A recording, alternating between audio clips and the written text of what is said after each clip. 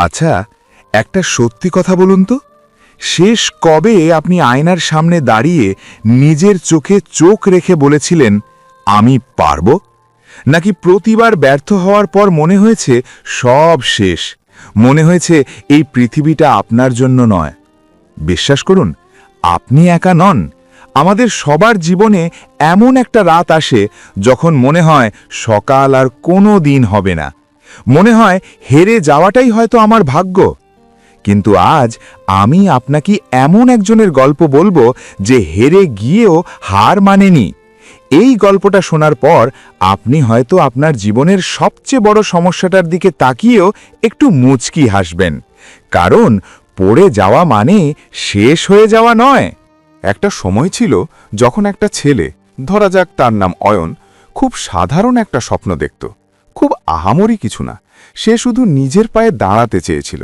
ছোটবেলা থেকেই অয়ন শুনে এসেছে, ভালো করে পড়াশোনা করো, একটা চাকরি পাও, তারপর জীবন সেটেল। কিন্তু অয়নের মনের ভেতর অন্য কিছু কাজ করত। সে চাইতো নিজের মতো কিছু করতে। অয়ন শুরু করল, খুব উৎসাহ নিয়ে, বুক ভরা স্বপ্ন নিয়ে সে তার প্রথম প্রজেক্ট শুরু করল। সে ভাবল, সবাই তো সফল হয়, আমিও হব। কিন্তু জীবন তো আর সিনেমার স্ক্রিপ্ট নয় যে চাইলেই সব হিরোর মতো হয়ে যাবে।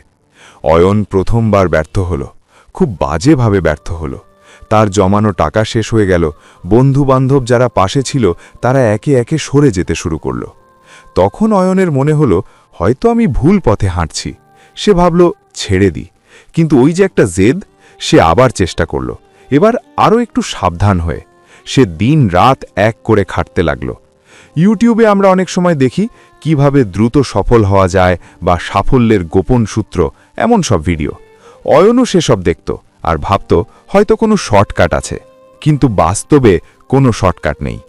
দ্বিতীয়বার যখন সে ব্যর্থ হল, তখন আঘাতটা এলো আরও জোরে। এবার শুধু টাকা নয়, তার আত্মবিশ্বাসও ভেঙে চুরমার হয়ে গেল। লোকে তাকে নিয়ে হাসাহাসি শুরু করল। তোকে দিয়ে হবে না, তোর দ্বারা এসব সম্ভব না, এই কথাগুলো তীরের মতো তার বুকে বিঁধত। অয়ন তখন নিজেকে একটা অন্ধকার ঘরের কোণে গুটিয়ে নিল। এর পরের সময়টা ছিল অয়নের জীবনের সবচেয়ে কঠিন সময়।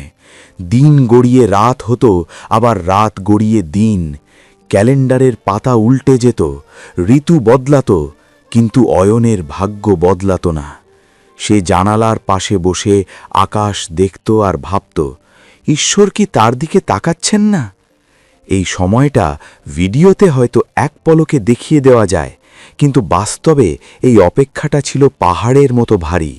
প্রতিটা মুহূর্ত তার মনে হতো এক একটা বছর।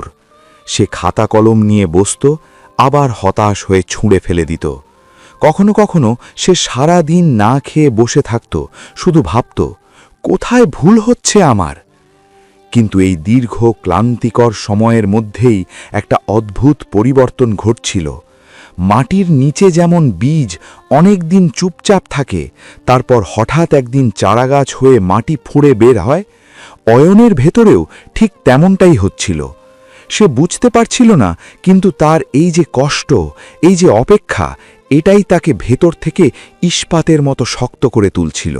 সে বুঝতে শিখল যে সাফল্য মানে শুধু হাততালি পাওয়া নয়, সাফল্য মানে হল মার খাওয়ার পরেও দাঁড়িয়ে থাকার ক্ষমতা। একদিন সকালে অয়ন সিদ্ধান্ত নিল, আমি আরেকবার চেষ্টা করব, শেষবারের মতো। এবার সে আর কারুর কথায় কান দিল না। সে নিজেকে বলল, লোকে কি ভাবছে সেটা তাদের সমস্যা, আমার নয়। সে তার পুরনো ভুলগুলো শুধরে নিল। সে বুঝল, মোটিভেশনাল ভিডিও দেখে জীবন বদলায় না, জীবন বদলায় যখন মানুষ নিজের সাথে নিজে প্রতিজ্ঞা করে। সে আবার কাজ শুরু করল, এবার খুব ধীর গতিতে, কিন্তু নিশ্চিত পায়ে। আগে সে দৌড়তে গিয়ে পড়ে যেত, এবার সে হাঁটতে শিখল। তার কাজের মধ্যে একটা আলাদা ভালোবাসা তৈরি হলো। সে ফলাফলের কথা চিন্তা করা বন্ধ করে দিল। সে শুধু কাজটাকে ভালোবেসে গেল। পথে বাধা কি আসেনি? এসেছে, প্রচুর বাধা এসেছে, কিন্তু এবার অয়ন আর থমকে যায়নি। যখনই কোনো সমস্যা এসেছে, সে নিজেকে বলেছে, আমি এর চেয়েও কঠিন সময় পার করে এসেছি। তার এই মানসিকতাই তাকে অন্যদের চেয়ে আলাদা করে দিল। তারপর একদিন সেই মুহূর্তটা এলো, যেই সাফল্যের জন্য সে বছরের পর বছর অপেক্ষা করেছে, অপমান সহ্য করেছে, না খেয়ে দিন কাটিয়েছে, সেই সাফল্য ধরা দিল। কিন্তু মজার ব্যাপার হলো, সফল হওয়ার পর অয়নের মনে হলো না যে সে বিশ্ব জয় করেছে। তার মনে হলো এই জার্নিটাই আসল, এই যে পড়ে গিয়ে আবার ওঠা, এটাই আসল জয়। বন্ধুরা, আমরা সবাই জীবনে অয়নের মতো।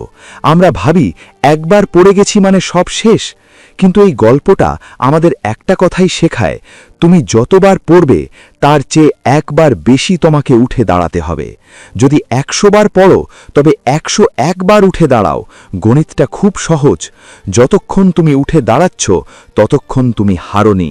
হার তো সেদিন হবে যেদিন তুমি মাটি কামড়ে পড়ে থাকবে আর ওঠার চেষ্টা করবে না। আপনার জীবনেও হয়তো এখন খারাপ সময় চলছে। হয়তো আপনি কোনো পরীক্ষায় ফেল করেছেন, বা ব্যবসায় লস হয়েছে, অথবা কোনো প্রিয় মানুষ আপনাকে ছেড়ে চলে গেছে। আপনার মনে হচ্ছে জীবনের মোড় ঘুরিয়ে দেওয়া গল্প শুধু অন্যদের সাথেই ঘটে, আপনার সাথে নয়। কিন্তু বিশ্বাস করুন, এই কষ্টটা আপনার শত্রু নয়, এই কষ্টটাই আপনাকে গড়ে তুলছে। হিরে যেমন ঘষা না খেলে চকচক করে না, আপনিও তেমনি এই কঠিন সময় পার না করলে নিজেকে চিনতে পারবেন না। তাই আজ এই মুহূর্তে নিজেকে কথা দিন। বলবেন না যে আমি চেষ্টা করব, বলুন আমি করবই, যতক্ষণ না হচ্ছে ততক্ষণ করব। কারণ বিধাতা তাদেরই সাহায্য করেন যারা নিজেদের সাহায্য করে। মনে রাখবেন, সূর্য ডোবার পর অন্ধকার নামবেই, কিন্তু সেই অন্ধকারের পরেই আবার নতুন সূর্য ওঠে। আপনার জীবনেও সেই সকালটা আসবে, শুধু আপনাকে সেই সকাল পর্যন্ত টিকে থাকতে হবে। ধৈর্য ধরুন, নিজের উপর বিশ্বাস রাখুন। আপনি যা ভাবছেন আপনি তার চেয়েও অনেক বেশি শক্তিশালী। শুধু একবার আর একবার উঠে দাঁড়ান। জীবনটা একটা গল্পের মতো, আর সেই গল্পের লেখক আপনি নিজেই। তাই কলমটা হাত থেকে ফেলে দেবেন না, লিখতে থাকুন। আশা করি আজকের এই গল্পটা আপনার মনে একটু হলেও সাহসের সঞ্চার করেছে। যদি এই ভিডিওটা আপনার হৃদয়ের কোনো একটা কোণে নাড়া দিয়ে থাকে, যদি মনে হয় এই কথাগুলো আপনারই মনের কথা, তাহলে একটা ছোট্ট অনুরোধ, ভিডিওটাতে একটা লাইক দিয়ে দিন। এতে আমি বুঝতে পারবো যে আমার কথাগুলো আপনার কাছে পৌঁছেছে। আর আপনি যদি এমন আরও জীবন ঘনিষ্ঠ, অনুপ্রেরণামূলক এবং হৃদয় ছোঁয়া গল্প শুনতে চান, তাহলে আমাদের পরিবারের সদস্য হয়ে যান। নিচে থাকা সাবস্ক্রাইব বাটনটি টিপে দিন এবং আমাদের চ্যানেলের সাথে থাকুন। কারণ এখানে আমরা শুধু গল্প বলি না, আমরা জীবনের কথা বলি।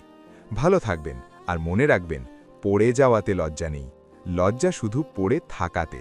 ধন্যবাদ।